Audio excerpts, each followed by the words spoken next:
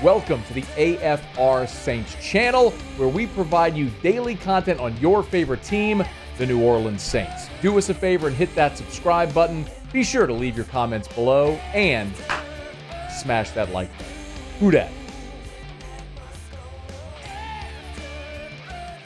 As we inch closer to the NFL draft next month, and certainly with NFL free agency in full swing, that first big wave of free agency is passed with the biggest names really off the board. Now it's sort of I hate to call it the bargain shopping, but you understand, like the next wave of free agents as you're filling out your roster.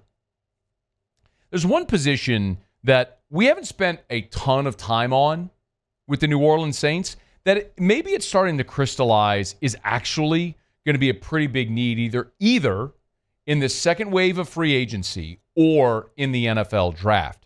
Now, as you go position by position with the Saints, it's pretty understandable why they need everything, right? We've talked ad nauseum about quarterback, and there's a lot of discussion there, but financially they're stuck with Derek Carr for another year. Do you try to get some reinforcement behind him? Big question. We've had that convo. Running back's pretty obvious. Got an aging Alvin Kamara. You've re-signed Clyde Edwards-Helaire, but Kendre Miller's future with the Saints very much up in the air. Seems like that's been a draft bust at this point. Obviously, you've got a need for a dynamic tight end. The offensive line last year was a revolving door of injuries and also not very good. Defensive end, interior defensive lineman, you were second worst in the NFL in rush defense. You were middle of the pack in sacks. You obviously saw one of your top cornerbacks in Paulson Adebo leaving free agency this year. You're old at safety. I mean, you added Justin Reed, and Tyron's still there, though. But point being, we've looked at every spot, and you could see why there's a need there. But we look at linebacker and go, well, you got Demario Davis and Pete Werner, so you're pretty good there.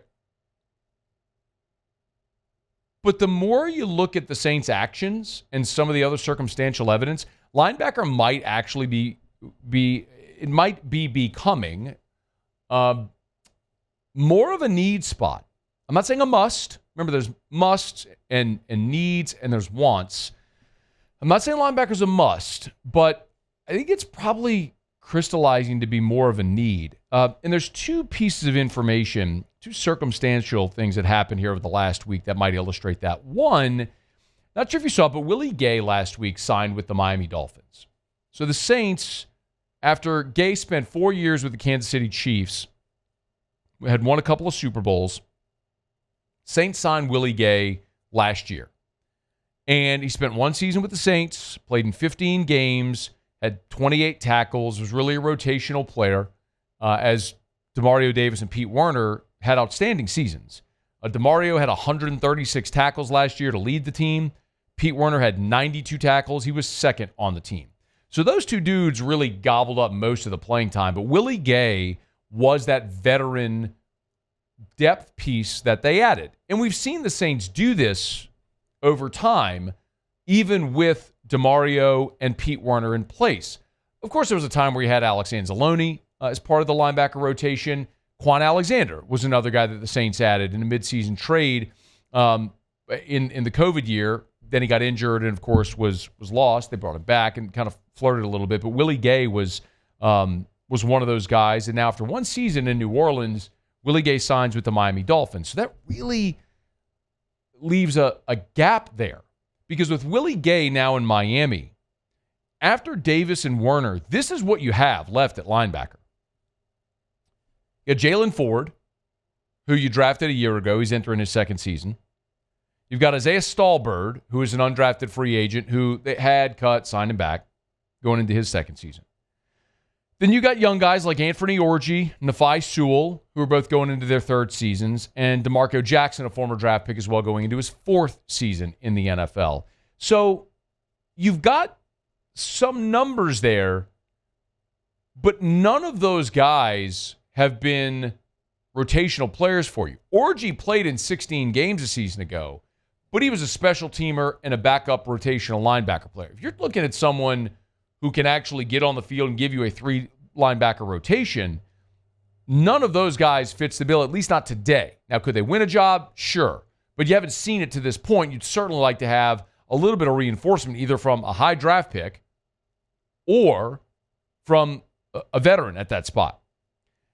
And when you look at the two guys you have there in the forefront, their time in New Orleans, on its face, looks like it could be several more seasons, but maybe not. I'll remind you, we sat down at Super Bowl Media Row with Demario Davis, and he told us in no uncertain terms how much longer he plans to play.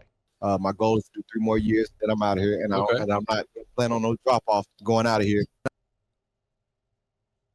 I would love to bring a Super Bowl to New Orleans, and that's what my focus is. And how do we get back to dominant defense and bring that Super Bowl here? And I believe that can be done inside of 3 years, and you want to go out on top. I mean, it can happen anytime. You know, it's like a guy says, it's time to go home, I'm going home. But I have to have my mindset to where it's like I'm not slowing down. I'm not trying to go out on the decline. I'm trying to go out on the incline. So I have to set if it's only 1 year left, I have to be able to see, additional year. Like I'm going to ball out this year and come back the next year. I can't be like, oh, this is the final. If anybody's like, this is the last year, you're not going to give it everything you got. Like you're going to be thinking about what's next. And so I don't want that to be me.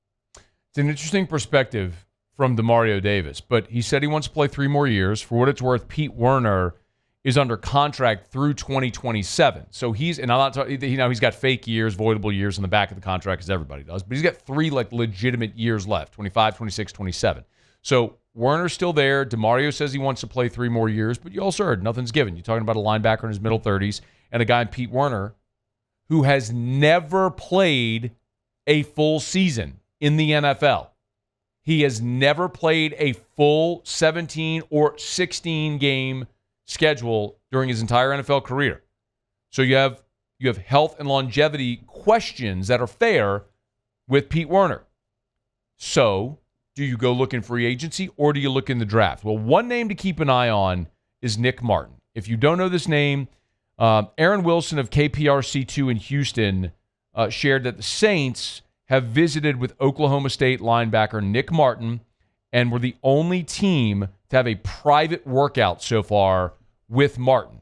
Now, Martin's a very interesting prospect because this was a dude who in 2023 was otherworldly, exceptional at Oklahoma State.